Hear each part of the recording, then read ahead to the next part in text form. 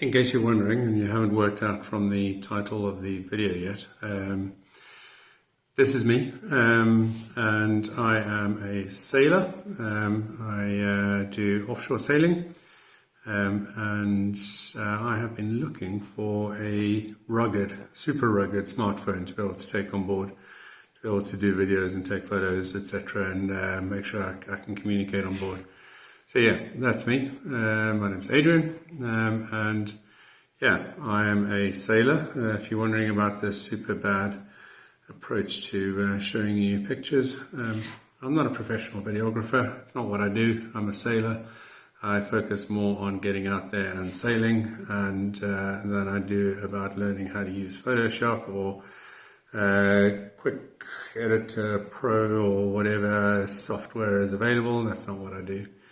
Anyway, so yeah, so that's me. That's one of my boats. I have two, so that's a Moody 42, and the other one's a Westerly Berwick, same age as me, which is pretty old. Yeah, so I do offshore sailing. This is a group of intrepid sailors and me, having come around from West Wales in October, where we faced awful seas right in our face, awful wind right in our face, and thankfully we had an outgoing current for the worst bit of it, so that helped us a tiny bit, but it made the waves a bit steeper. And the next day the weather improved and I ended up in the water. So I didn't have my phone in my pocket, but I figured if I did, I wanted a phone that could survive going underwater in a salty environment, which not all phones can do. And I wanted a single device that can actually go in the seawater, in the fresh water, can get dropped, can make phone calls, can do a sat nav, can take photographs, take video, can connect me to the outside world, etc. And so this is essentially what I've come up with. Where are we? There's another picture. Yep, so that's my boat. Yeah, so I chose the Oukitel WP19, and I'll explain why. So you saw me unboxing it early on.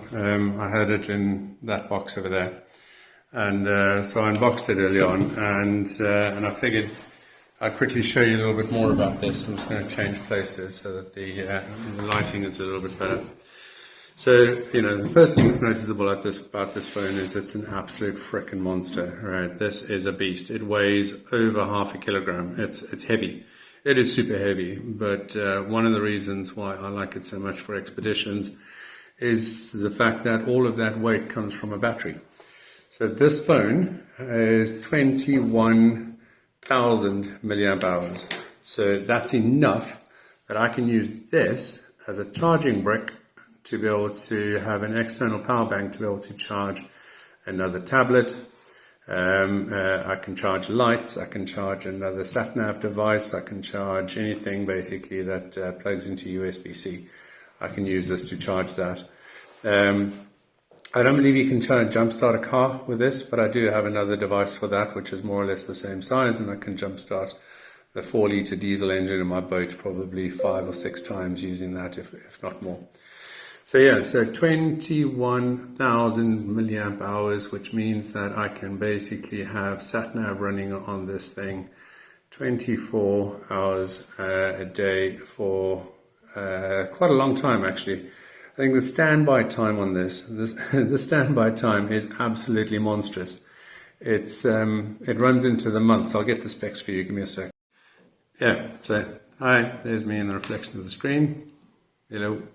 So yeah, 36 hours straight video playing time, 123 hours of music, 122 hours of calling. You divide that by 24 hours, you'd be able to call, you do that maths, for 5 solid days that you could call somebody without sleeping, obviously, that you can actually phone somebody.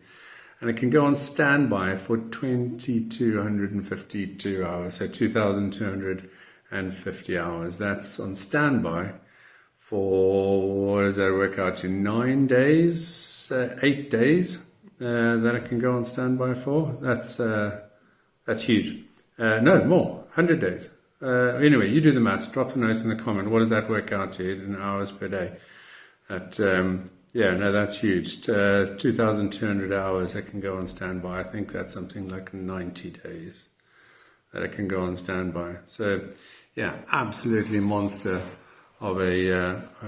So other cool things about it is that the front-facing camera is 8 megapixels, which is pretty good. It has 4 rearward-facing cameras. The main camera is a Samsung camera, and Samsung, I think, makes some of the best cameras.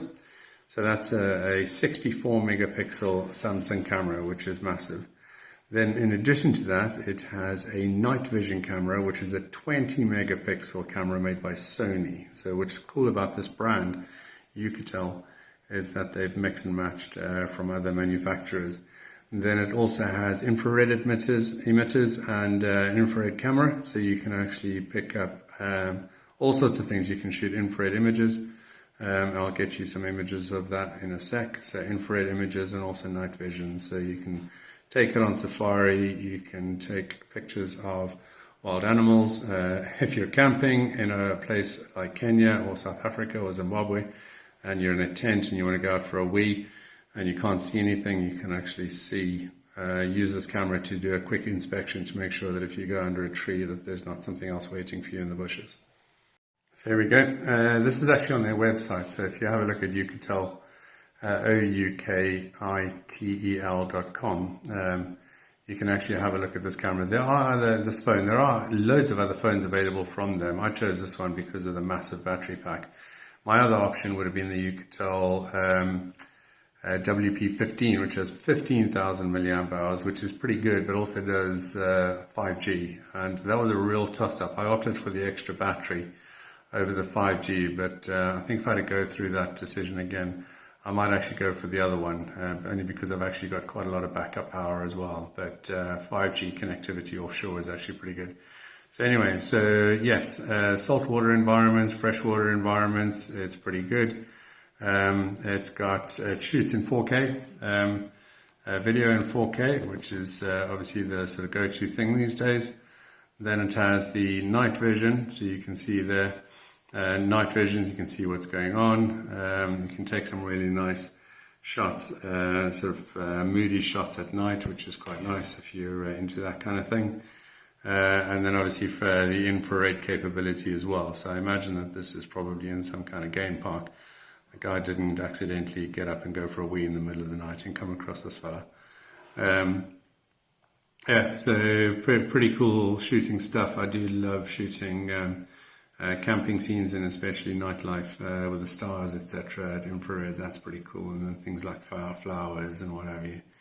So yeah, loads of different options. If you go on the website, there's actually loads of very cool sample pictures that you can see on their website. I'm not a gamer. It's a pretty good gaming phone. I'm not an obsessive selfie taker. I'm not a vlogger, although I do this kind of thing. So yes, I'm not really interested in that, but the nice thing is that it's pretty quick. It has 8 gigs of RAM, quite a decent amount of storage, which is obviously expandable, and then the gaming isn't brilliant, but it's pretty good. It's certainly better than phones were even 2 years ago. So it is pretty good. Like I said, the manufacturer actually makes components for other brands, and therefore they buy things from other brands as well. They're actually fairly well known for making off-the-grid power supply solutions, and so they're pretty good at that. So this is where it becomes really cool for as far as a rugged phone is concerned. So the phone itself is rated for IP68. So it's rated for water ingress as well as for dust ingress, both at a civilian scale, but it also has military specifications. So not only will it be able to handle anything that we throw at it in civilian life, it will also handle most military capabilities as well. So it's certainly very capable from that point of view. So yeah, IP68, you can take it 5 feet under the water for half an hour. It's drop proof. So the MIL standard there, that's military standards. So again, 1.5 meters high onto a concrete or a rock, and it won't damage your phone at all. What's quite nice about it, if I show you the phone again, I don't know if you can actually see it. It actually comes factory installed with a Gorilla Glass, Corning Gorilla Glass screen cover. I'm planning to put in another tempered glass over the top of that, so have extra protection. But yeah, it's certainly fairly bulletproof. And then these manufacturers love to talk about the capabilities, the speed, etc., those things. But I think that's pretty much a given if you're just looking for a phone to be sort of a phone, mobile device, and those kind of things. I'm not looking for something that's going to, give me the latest Call of Duty refresh rates, and then obviously runs the latest operating system. So it has all these cool things as well. So from a navigational point of view, it has a compass, built-in compass. It is accurate. I've seen that. It has plumb line, protractor, timeline. The magnifying glass, I think, is quite cool actually, because that, especially if you're working with screws or small items and you're fixing components, that's quite handy. The torch, I think that's a given. Everything has torches nowadays, and then I'm quite keen to play with the noise detection. But that protractor and the plumb line is super handy, especially on the boat if I'm doing repairs and maintenance on the boat, to be able to get my angles correct. So all around pretty good phone. So again, that's what it looks like. I think, personally, this is absolutely the best option for a rugged smartphone. So if you're looking for an all-round capable adventure phone that'll power your other devices, that'll give you the opportunity to be quite creative whilst you're outdoors with your photography or videography, the WP19, WP15, any one of the Oukitel ones are pretty good. If you want to go ahead and buy one of these, I'll put a link to this in the description below. I don't know how to go about making money out of that kind of stuff, so I don't really care. I'll see. If I can, I will. It won't cost you anything. So the pièce de résistance, however, of this phone is, however, this button here. So you can see, if you look in there very carefully, you can see that it's got an orange bevel. And that button there is an SOS button. So no matter where you are, this phone will alert the emergency services, send your GPS coordinates, and let somebody know that you're in trouble. It does have a fingerprint sensor. It takes up to 5 fingerprints. So obviously if your one hand's dirty, you can unlock the phone still, make a phone call. But this SOS button for me is absolutely invaluable. Works and if it's wet, works if it's dry. So if you fall in the sea and you're floating and all you've got is your life jacket, or you've got something else, you've got a paddle board and you've been blown out to sea, you can't get back, bang, press that, somebody will come fetch you. So that's pretty good. All the covers are covered over, so they're all IP68 rated. Likewise with the SIM slot and the expandable storage, the TF card. The headphone jack is underneath here as well, so if you want to use headphones instead of the Bluetooth ones, then you can do that. So yeah, all around pretty cool. Alright, so I've charged this up and it's at 100% now, and I've not switched it on yet. So this phone to me is absolutely brand new. So I'm going to switch it on, see how long that takes. So 3 to 5 seconds. There we go, switches on. Powered by Android 12. I do miss, I don't know if you guys, let me know in the comments, but if you guys miss the Kit Kat and Ice Cream Sandwich and Knickerbocker Glory and all those cool code names that Android used to have. I miss those days. I thought they were pretty cool. So starting up from scratch, there we go, started up, and so I'm not in the United States. I do actually fancy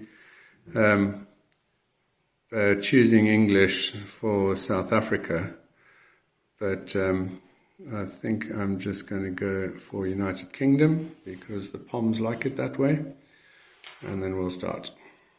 So it says connect to a mobile network. I don't have a SIM card available for this. I'm going to use it over the course of the weekend, so I'll get it all set up. I'm going to switch it back off now. I'm going to use it over the course of a 4-day sailing weekend now over Easter.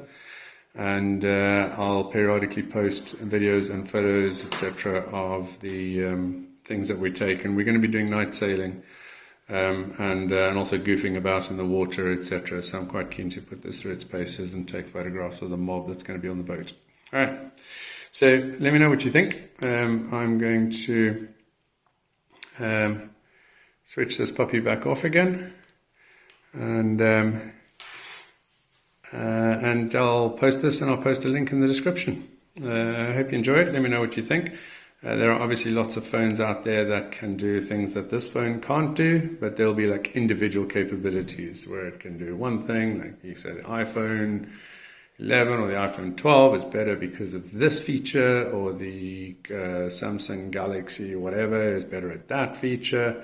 And yeah, those things might be true, but I think all round, apart from the fact that this thing weighs a ton, but we know why that is. It's not because it's badly designed. It's because it is a mobile battery pack in itself, and it will take you on a week-long or a 10-day-long adventure trip just on its own. I'd personally still have a backup, but this as a main device is pretty much cool.